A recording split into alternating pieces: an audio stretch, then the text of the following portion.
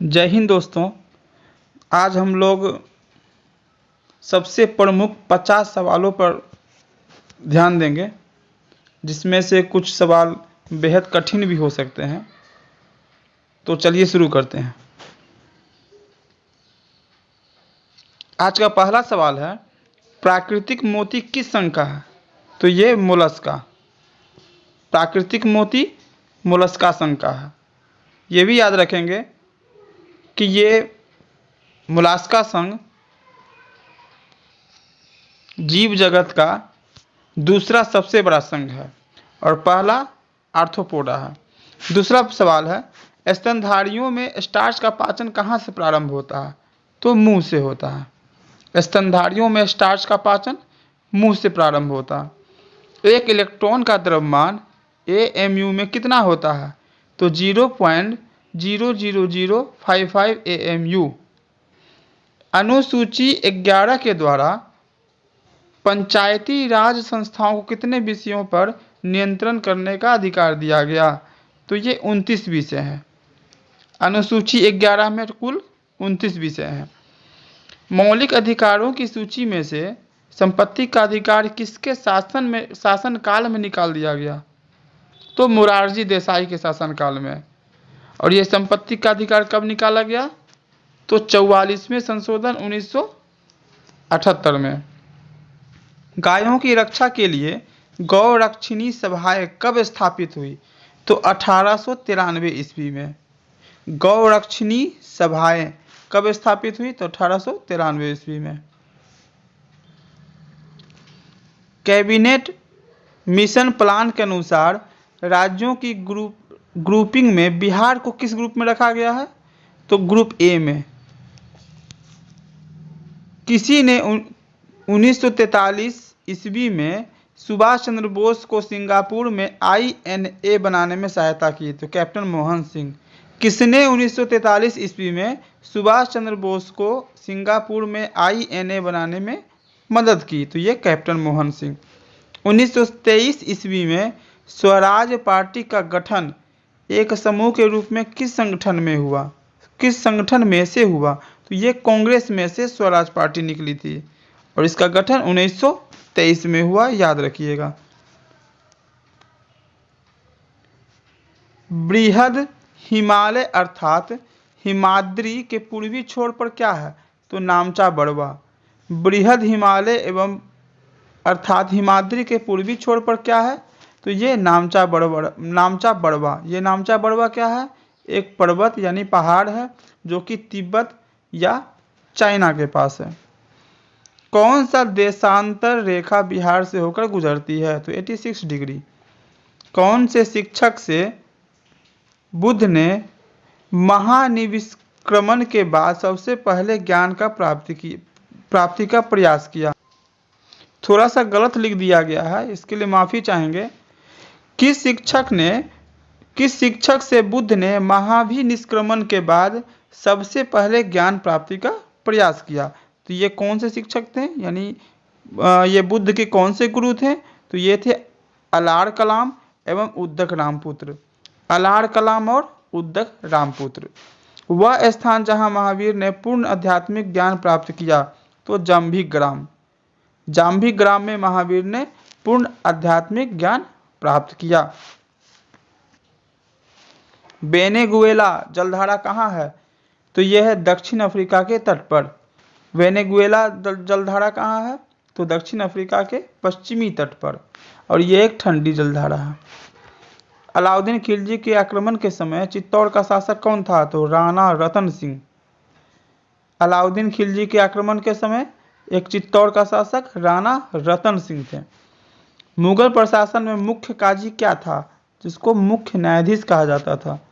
Doctor Rajendra Prasad को भारत रत्न कब मिला? 1962 में और ये हमारे देश के प्रथम राष्ट्रपति भी थे। कांग्रेस सोशलिस्ट पार्टी का प्रथम अधिवेशन 1934 में कहाँ हुआ था? तो पटना में हुआ था। कांग्रेस सोशलिस्ट पार्टी का स्थापना तो कांग्रेस सोशलिस्ट पार्टी का स्थापना भी 1934 में हुआ और इसका पहला अधिवेशन भी 1934 में पटना में हुआ, याद रखेंगे। विश्व में प्रथम महिला बिशप कौन बनी? तो रेमरी एडलियर ने। विश्व में प्रथम महिला बिशप रेमरी एडलियर थी। 1976 ईस्वी में कांग्रेस फॉर डेमोक्रेसी नामक एक राजनीतिक दल की स्थापना किनके द्वारा की गई? तो जगजीवन राम के द्वारा। जयप्रकाश नारायण को अपनी जनसेवा के लिए मैग्सेसे अवार्ड कब दिया गया? तो 1965 में। जयप्रकाश नारायण को मैग्सेसे अवार्ड कब मिला? तो 1965 में। भारत के संविधान का प्रस्तावना में किसको पहले मुख्य रूप से सम्मिलित नहीं किया गया था? तो ये समाजवाद और धर्मनिरपेक्ष को।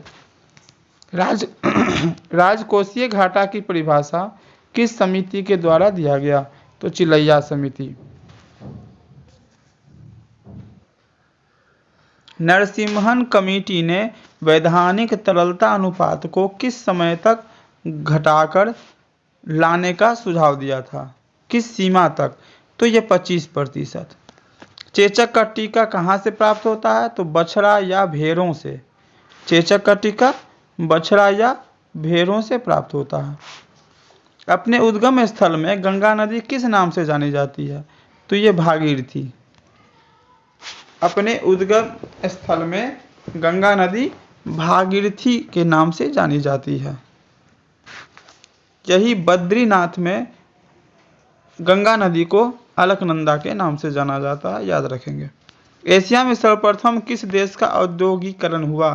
तो जापान का। घड़ी का समय किससे नापा जाता है? तो क्वार्ट्ज क्रिस्टल द्वारा। घड़ी का समय क्वार्ट्ज क्रिस्टल के द्वारा नापा जाता है।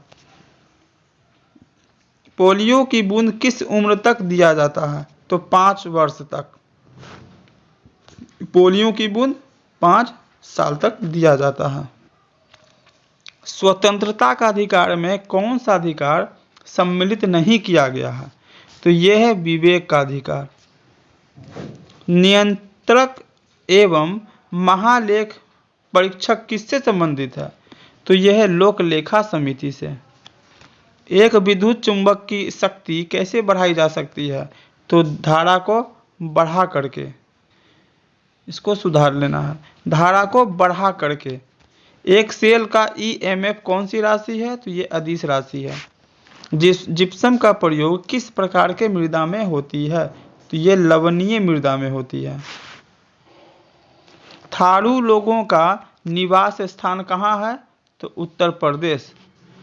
हजीरा उर्वरक कारखाना किस पर आधारित है? तो ये प्राकृतिक गैस पर आधारित है। और हजीरा उर्वरक कारखाना कहाँ है? तो गुजरात में। राष्ट्रीय ग्रामीण विकास संस्थान की स्थापना कब हुई? तो 1977 में। राष्ट्रीय ग्रामीण विकास संस्थान की स्थापना 1977 में हुई।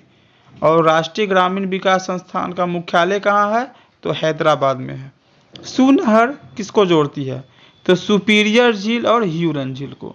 सुनहर सुपीरियर और ह्यूरन झील को जोड़ती है। योजना आयोग का उपाध्यक्ष किसके समक्ष होता है? तो कैबिनेट मंत्री के समक्ष होता है। 5 वर्ष की आयु में किसी बच्चे को सामान्यतः कितनी दांत होती है? तो ये 20 दांतें होती है। आवर्त सारणी के वर्ग 1 में कैसे तत्व हैं? तो क्षारीय धातुएं हैं। क्लोरीन के कितने समस्थानिक होते हैं? तो क्लोरीन के 2 समस्थानिक होते हैं।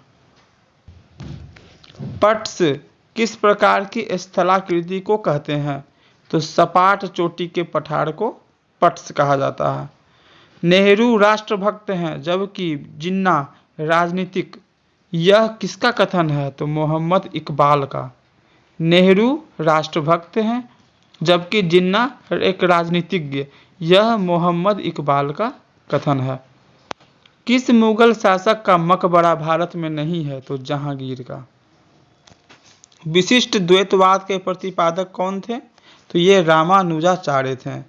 विशिष्ट द्वैतवाद के प्रतिपादक रामानुजाचार्य। हिंदी साहित्य में सुकुमार कवि के नाम से कौन जाने जाते हैं? तो सुमित्रा नंदन पंत। सु से सुकुमार और सु से सुमित्रा नंदन पंत, याद रखेंगे। मोहम्मद गौरी के किस दास ने बंगाल एवं बिहार पर विजय प्राप्त की थी? तो ये थे बख्तियार खिलजी। तमसो माँ ज्योतिर्गमय, यह पंक्ति कहाँ से लिया गया है? तो ऋग्वेद से। तमसो माँ ज्योतिर्गमय, यह पंक्ति ऋग्वेद से ली गई है। भारत में कलेक्टर पद का सृजन कब से शुरू हुआ? तो 1772। या कहेगा कि भारत में डीएम पद का शुरुआत कब से हुई? तो 1772। तो दोस्तों, अंत तक देखने के लिए बहुत बहुत धन्यवाद। अगर अच्छा लगा हो तो लाइक कीजिए, सब्सक्राइब कीजिए। धन्यवाद। Take care. Bye bye.